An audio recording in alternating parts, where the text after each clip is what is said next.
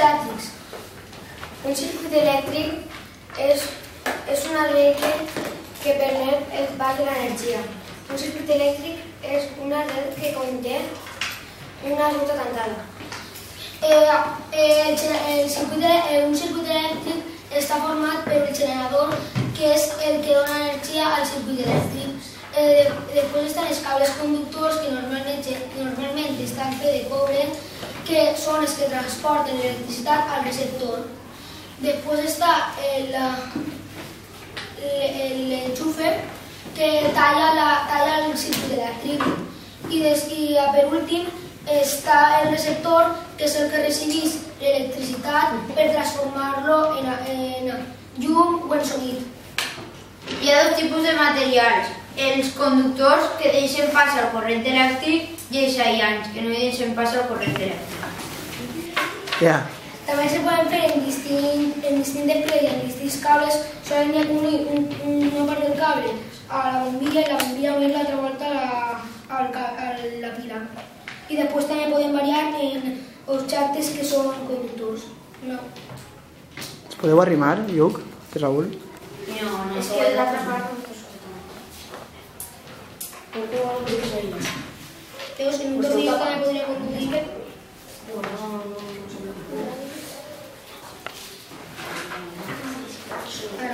Un tornillo també podria conduir i inclús en un paper de plata també pot. Perquè els rets de metall, que són material conductor, la bombilla s'enxufa.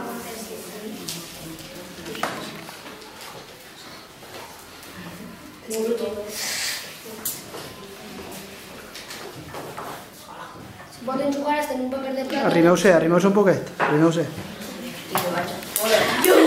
Se'n va? No s'ha d'engar. És increïble perquè no respira i servilla. Una retoma falsa. Vale, tornem a fer. També se pot en un paper de plata perquè és conductor. I també es pot amb els dos materials, també es pot fer perquè els dos són conductors. Ara no té ninguna moneda, però se podria fer tot. Molt bé, ja està? I hi ha diversos tipus de cables. El negre és conductor, el marró és de cobre, que també està marró finet. El gris, que també és conductor, i el blau.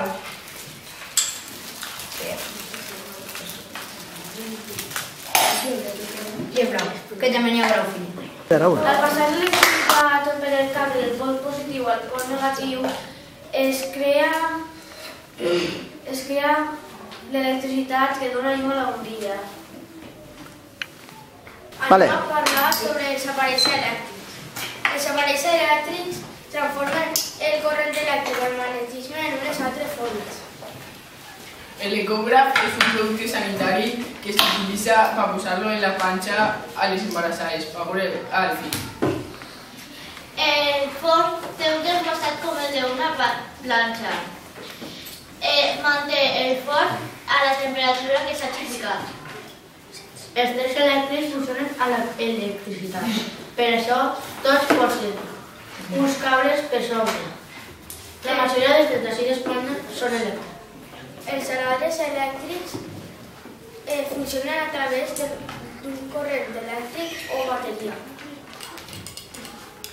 Ara anem a fer un experiment que és omplem el globus i esnugar. Després frotem el globus contra la cabellera de la llanta i apropem uns paperets en el globus sense tocar-los.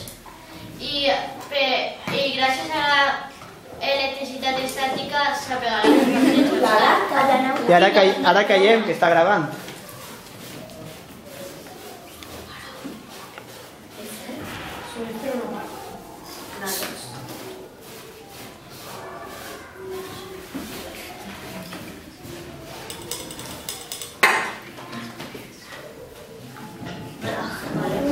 Espera, tu pots avançar.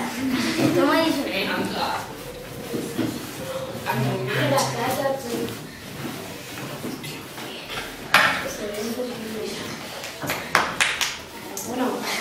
vaya bien.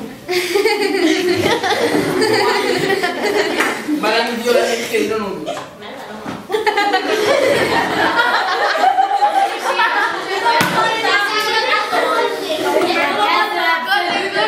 Muy bien. Una prueba. Corten. Sí, toma. Toma, sí. Es el logo de la persona 3. ¿Qué vas a hacer, María? Sí, todos como se gasta de hecho.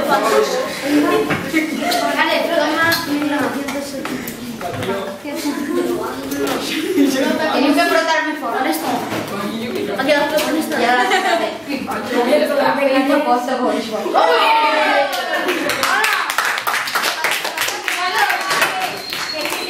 anem a parlar sobre Volta i Edison.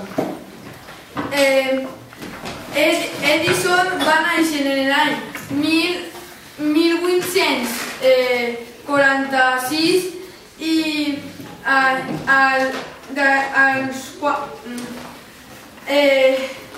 als pocs anys va salvar a un xiquet d'un accident. Després va ser el primer que va inventar un laboratori, al 1872, i al 1879 va inventar la pereta, i al 1889 va morir. Alessandro Volta va néixer al 1745. Als 40 anys del seu naixement va ser nombrat professor de la Universitat Reial de Colm.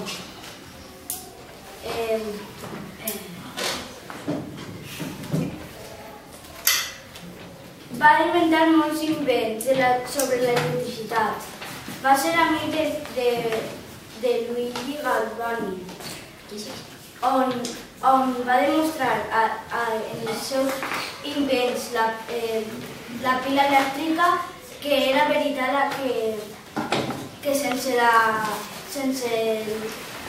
l'animal podríem fer electricitat. Ara anem a fer uns experiments. En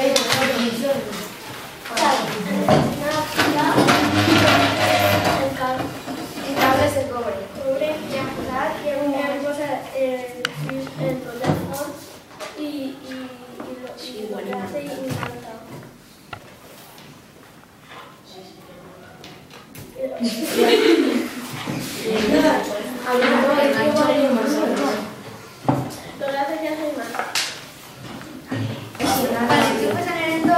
els cables de cobre els duen hasta uns filets hasta una bombilla que hi ha dins i està connectat en uns filets molt de ferro i fa que la bombilla faci encara més llum.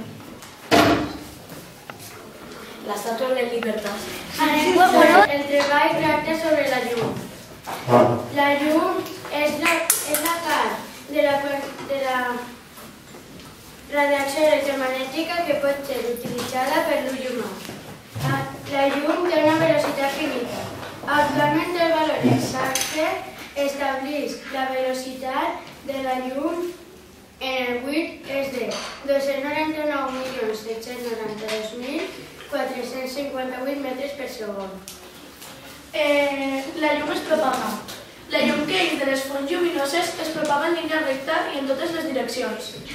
Cada línia recta en la que es propaga la llum s'anomena raig de llum. La idea fonamental en la que es construeix l'òptica geomètrica és la de que la llum viatja en línia recta i la demostració més evident són les ombres. Si interposem un cos opac en el camí de la llum i després una pantalla, sobre ella recollirem la seva ombra. Si el focus és xicotet comparat amb l'objecte, en la pantalla es produeix una ombra soles. Si el focus és gran comparat amb l'objecte, es produeix una ombra en penombra. La velocitat de la llum pot variar segons l'objecte que traspassa. No és igual traspassar l'aire que l'aigua o el plàstic. La llum pot recórrer al voltant de 300.000 km per segon. L'espí. L'espí és una superfície polida en què incidir la llum es reflexa seguint les lleis de la reflexió. Les gens. Les gens són objectes transparents limitats per dues superfícies, de les quals una es curva. La reflexió de la llum és el canvi de direcció de res de la llum quan xoquen contra un objecte i reboten. La refracció de la llum és el canvi de direcció de la llum quan passa d'un mitjà a un altre, com per exemple de l'aire. Aquest experiment és la demostració de que la llum, quan interposem un objecte opac en el seu camí, es reflecteix una ombra sobre una pantalla.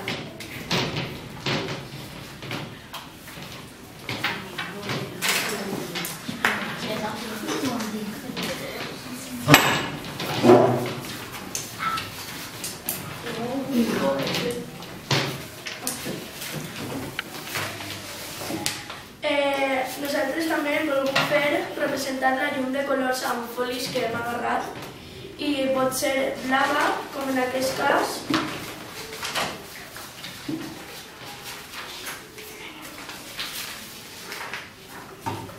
rosa, o també pot ser roja. És una imatge virtual que, si per exemple es reflexa l'àrea, és la seva imatge virtual, no som en realitat nosaltres. Ficar la cullera en l'aigua si no està tossuda.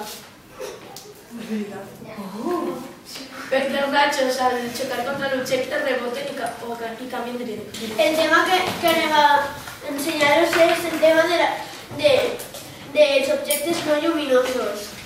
Els objectes no lluminosos són els que no emeten llum pròpia. Hi ha tres tipus d'objectes no lluminosos: opacs, translúcids i transparents. Els objectes opacs són els que no deixen passar res de llum. Els translúcids deixen passar una mica de llum i els transparents deixen passar la llum. Els colors dels objectes. Quan la llum xoca amb un objecte, es reflecteix alguns i absorbeix altres. Quan un objecte groc, com per exemple el plàtan, absorbeix tots els colors, és a dir, reflecteix el groc. Quan un objecte blanc, com per exemple el cotó, no reflecteix tots, és a dir, no absorbeix cap. Un objecte negre, com per exemple el carbó, absorbeix tots els colors, és a dir, no reflecteix cap. La llum és una mescla de rajos. Quan un raig atravessa una gota d'aigua, i aquest individu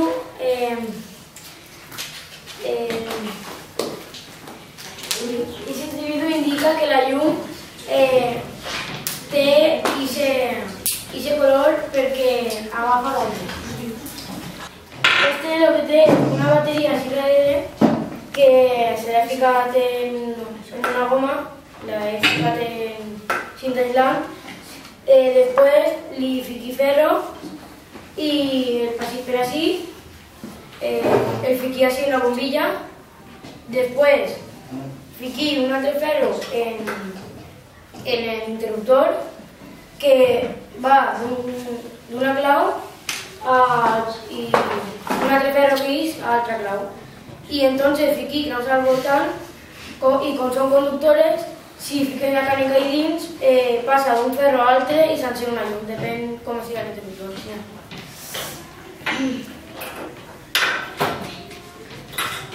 Així, per exemple, suele darse una i després, si faig així, s'encén l'altra. I ja està. El circuit elèctric consisteix en un cable que se connecta en una bateria i li dona energia a la bombilla. L'hem fet, primer vam fer un forat per atornillar el cos de la bombilla. Després li posarem un tornillo. Després tallarem el fil i posarem així els fils de cobre. Lugarem un uns quants fils de cobre a una aixeta de la bateria i posarem un tornillo per a que no se n'eixira.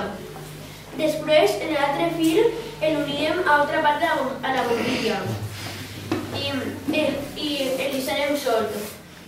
El magnetisme i l'electricitat. L'electricitat és una forma d'energia que es pot transformar en llum i calor i que fa funcionar les màquines. L'electricitat estàtica. L'electricitat estàtica, per exemple, quan t'obres un drap de llana i el fregues amb un objecte de vidre o plàstic, observem que té la capacitat de traure trossos de cabells i trossos de papers. I observem que té electricitat estàtica. Si freguem un globus en un tros de llana per tal de que el globus obtinga una càrrega estàtica i l'arrimem a un tub fluorescent, podem veure que a l'interior del tub el moviment de l'electricitat que ha passat del globus al tub fa que el tub tinga llum. El magnetisme és la propietat que tenen algunes substàncies d'atraure metalls, com per exemple el ferro. Aquesta substància es diuen els imants. Hi ha dos tipus d'imants, els imants naturals i els imants artificials. Els imants naturals provenen de la magnetita, que és una substància natural. Els imants artificials estan fets de substàncies artificials. Els imants artificials, hi ha dos tipus d'imants artificials, els temporals i els imants permanents. Els imants temporals provenen durant un temps el magnetisme adquirit. Els permanents estan sempre en el magnetisme adquirit. Un imant té dos pols, nord i el sud. El magnetisme s'atrauen a dos pols que se diuen nord-sud i sud. Així hem fet un circuit elèctric que he posat una part en una cara de la pila i l'altra no l'he connectat per a que se puga fer llum i ja està. I se fa llum en este. I en este els imants se repel·lixen perquè són pol sud i pol sud i s'atrauen si són pol nord i pol nord. I pol sud.